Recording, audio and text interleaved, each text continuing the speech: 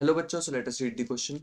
Why is axiom 5 in the list of Euclid's axiom considered as a universal truth? Note that the question is not about the fifth postulate. तो ये कह रहे हैं कि ये जो axiom 5 है हम इसे ऐसे यूनिवर्सल ट्रूथ की तरह मान लेते हैं कि ये तो हमेशा सही है। ये बात कर रहे हैं फिफ्थ एक्सियम की, ना कि फिफ्थ पोस्टुलेट की। तो यहाँ पे ऐसा इसलिए होता है क्योंकि यहाँ पे ये जो एक्सियम है ये बताती है हमें कि जो कंप्लीट चीज होती है वो उसके पार्ट से हमेशा बड़ी होती है, जो कि यूनिवर्सल ट्रूथ ही होना चाहिए। Whole is greater than its part. तो इसीलिए इसको हम यूनिवर्सल ट्रूथ बोलते हैं। तो हम यहाँ पे इसका रीजन भी लिखने, पहले एक्सियम 5 को डिफाइन करेंगे। So which is whole is whole is always greater than its part, greater greater than its part। तो यहां से हम इसका रीजन भी लिखेंगे। This is the universal universal truth universal truth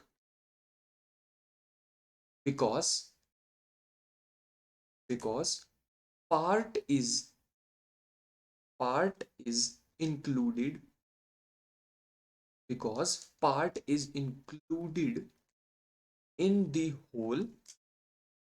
part is included in the whole मतलब जो किसी चीज का पार्ट होता है वो तो उस होल में ही आएगा।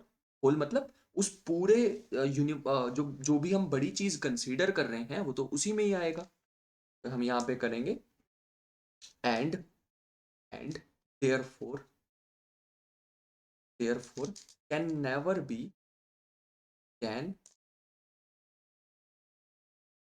Can never be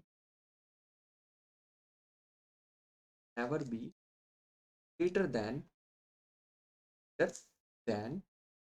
the whole in magnitude whole in magnitude.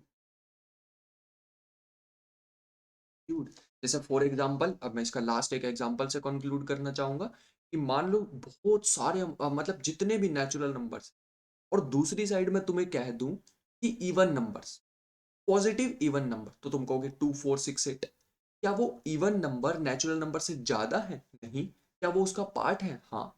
तो क्या पार्ट नेचुरल नंबर से ज्यादा हो सकता है? नहीं।